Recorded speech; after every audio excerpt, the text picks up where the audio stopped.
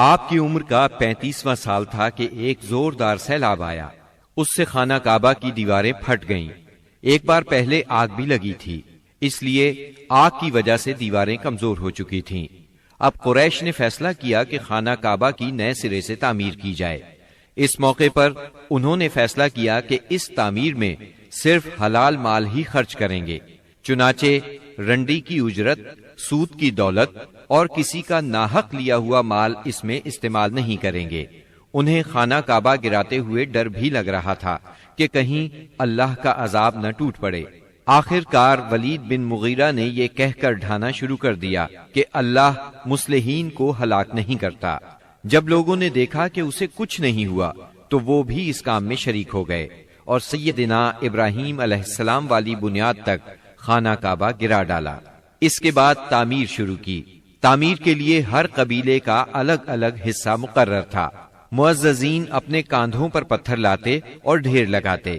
نبی کریم صلی اللہ علیہ وسلم اور آپ کے چچا عباس بھی پتھر ڈھو رہے تھے۔ تعمیر کا کام باقوم نامی ایک رومی معمار کر رہا تھا۔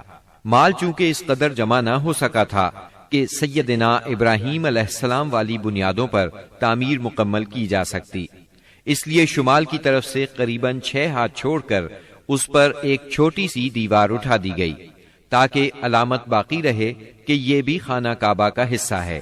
اس کو ہجر اور حتیم کہتے ہیں۔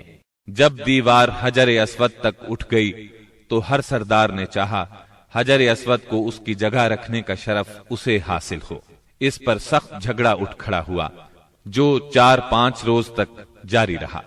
کسی طرح فیصلہ نہ ہو پایا کہ حجر اسود کون رکھے گا، اور قریب تھا کہ حرم میں خون ریزی ہو جائے، لیکن ابو امیہ کی ایک تجویز سب نے منظور کر لی۔ ابو امیہ سب سے زیادہ عمر رسیدہ تھا۔ اس نے کہا، میری تجویز یہ ہے کہ کل صبح مسجد حرام کے دروازے سے جو شخص سب سے پہلے داخل ہو اس سے فیصلہ کرا لیا جائے، یعنی وہ جس کے حق میں فیصلہ دے دے حجر اسود وہی اس کی جگہ پر رکھے گا۔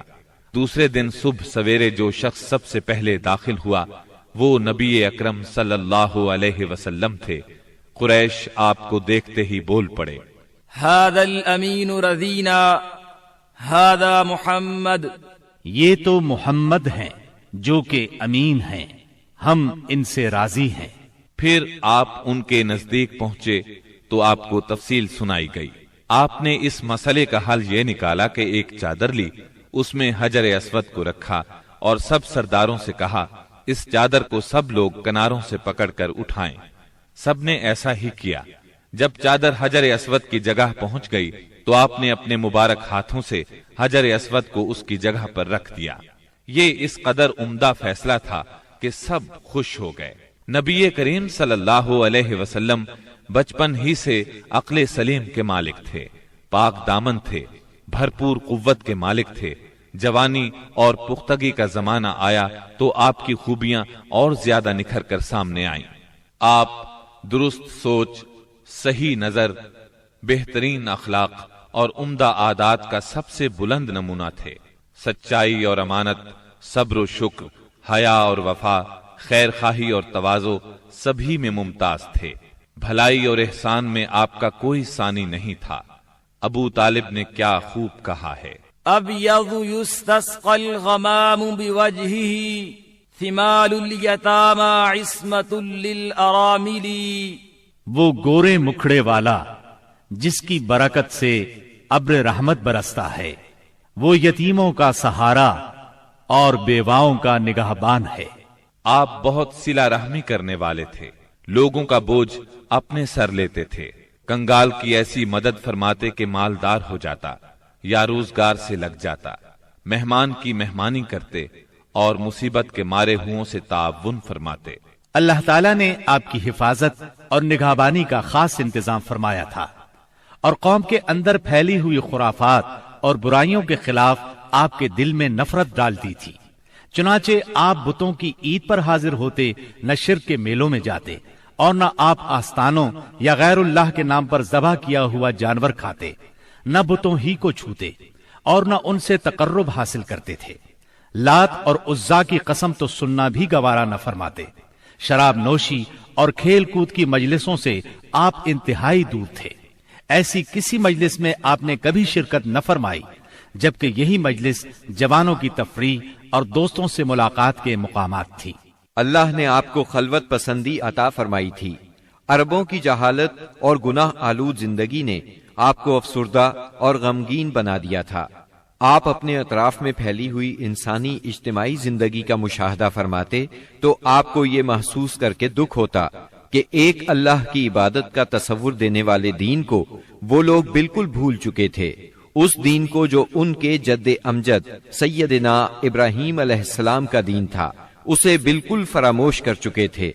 वो अपने हाथों से काबे की तामीर नौ बड़े एहतराम से करते थे, लेकिन खाना काबा में बुत रखकर उनकी पूजा करते थे। ये शिर्क नहीं तो और क्या है, मुनाफिकत और कहते किसको हैं।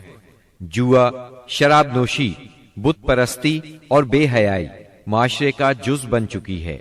अल्लाह ताला की वहदानियत का तसव्वुर तो पाया जाता है, मगर इस तसव्वुर को बुत परस्ती के ज़ौक और शौक ने बहुत धुंधला कर दिया है। बुतों की शक्ल में अपने माबूद घड़ लिए हैं। हर कबीले और हर खानदान का एक पसंदीदा बुत है और काबे में 360 बुत रखे हुए हैं। बुत परस्ती के शौक का ये आलम है कि कुरैश सफर में जाते हैं तो सत्तू के बुत बना लेते हैं और जब जरूरत पड़ती है तो अपने माबूदों को घोल कर पी लेते हैं। कुरैश के मुआशरे और अरब के माहौल में औरत बेचारी की हालत इस कदर पस्त, जलील और रद्दी है कि वो ऊंटों, बकरियों और गल्ले की तरह तिजारत की चीज बन चुकी है। शादियों पर कोई पाबंदी, कोई रोक नहीं। एक मर्द जितनी औरतों से चाहे शादी कर सकता है और दूसरी तरफ औरत भी जितने मर्दों को पसंद करे उनसे ताल्लुक पैदा कर सकती है। चोरी छुपे आशनाई से लेकर खुली बेहयाई तक हर बुराई की जाती है। पस्ती और गिरावट की इंतहा है कि मनकूला और मौरूसी जायदाद की तरह बाप की बीवियां भी बेटे को वर्षे में मिलती हैं और वो अपनी हकीकी माँ के सिवा अपनी सुतेली माओं से शादी करने में किसी किस्म की आर महसूस नहीं करता। इस बेहयाई के साथ अरबों में एक शदीद मुजरिमाना किस्म की गैरत भी पाई जाती है। वो ये कि हमारी लड़कियां किसी को ब्याह ही न जाएं, कोई मर्द हमारा दामाद न बने। संग दिली की हद तक इस गैर फितरी गैरत के सबब लड़कियां जिंदा दफन की जाती हैं और इस इंतहा दर्जे की बेरहमी पर उल्टा फख्र किया जाता है। आका को गुलामों की मौत और जिंदगी पर पूरा मालिकाना इख्तियार हासिल है। मुल्क में कोई मरकजियत नहीं पाई जाती। हर कबीला अपने एक सरदार के मातहत खुद मुख्तार बना बैठा है। इस चीज ने कबाइल को शदीद किस्म की रकाबतों में मुब्तला कर दिया है। जरा जरा सी बात पर तलवारें नियाम से बाहर आ जाती हैं और बड़ी खौफनाक जंगें होती हैं जिनका सिलसिला कई पुश्तों तक जारी रहता है। आने वाली नस्लें अपने असलाफ और आबाओ अजदाद के खून का इंतकाम लेती हैं। घुड़दौड़ में घोड़ा दौड़ाने पर झगड़ा, खेतों में बकरियां चराने पर लड़ाई और चश्मों से पानी भरने पर खूंरेजी करते हैं। अपने दुश्मनों को कत्ल करके उनकी खोपड़ियों में शराब पीते हैं। अरब कौम जाहिल है, लिखना पढ़ना नहीं जानती, मगर इन्हें अपनी शायरी और जुबानदानी पर इतना घमंड और गुरूर है कि सारी दुनिया को अपनी फसाहत और शायरी के मुकाबले में गुंगा ख्याल करते हैं। तवहुम परस्ती इंतहा को पहुंची हुई है। जरा जरा सी बात पर फाल निकालते हैं, पांसे फेंकते हैं। हर तरफ कहानत का जोर है। काहिनों से अपनी तकदीर और मुस्तकबिल के बारे में पूछते हैं। अरब के बाशिंदे उस आदमी को काबिल इज्जत और शरीफ समझते हैं जिसके पास बहुत ज्यादा ऊंट, बकरियां और खजूर के बागात हों, बहुत सी दौलत हो, गुलाम हो, कनीजें हो। नेकी, परहेजगारी और शराफत का तसव्वुर ही उनके जहनों से निकल चुका है। यही वो दौर है जिसको दौरे जहालत कहा जाता है। अरब के मुआशरे की बुराइयों ने उनकी फितरी सलाहियतों को दबा दिया है। मसलन शुजाअत, हुर्रियत, आहद की पाबंदी, मेहमान नवाजी, जफाकशी, फसाहत और जुबानदानी, खुद एतमादी और किसी की मदद के बगैर अपनी हिफाजत खुद करने का जज्बा। इन तमाम खूबियों से अरब आशना हैं, लेकिन इनकी ये खुसूसियात सही रहनुमाई न होने की वजह से गलत राहों पर पड़ गई थी और उनका बेजा इस्तेमाल हो रहा था। मुल्क में बाज ऐसे कबाइल भी पाए जाते थे जो खाना बदोश थे, جہاں پانی کا چشمہ، سبزہ اور کھجوروں کے جھنڈ نظر آئے وہیں ڈیرے ڈال دیے، اور جب یہاں سے جی اکتا گیا تو اپنا مختصر سا سامان اونٹوں پر لاد کر وہاں سے چل دیے۔ یہ تھے عرب کے افسوسناک حالات، لیکن یہ یہاں تک محدود نہیں تھے۔ اس زمانے میں دنیا کے گوشے گوشے میں ایسی ہی پستی پائی جاتی تھی۔ کہیں آگ کی پوجا ہوتی تھی، کہیں محبت اور نفرت کے دیوتاؤں کے آگے سر جھکائے جاتے تھے۔ غرض اللہ تعالیٰ کے سوا اس کی ساری مخلوق کی عبادت ہو رہی تھی۔ حد یہ ہے کہ سانپ، درخت اور بندر تک معبود بنے ہوئے تھے۔ پتھر، جانور، چاند، سورج اور ستارے، یہاں تک کہ زمین پر رینگنے والے کیڑوں تک کی پرستش نے ساری دنیا کو شرک کا گڑھ بنا دیا تھا۔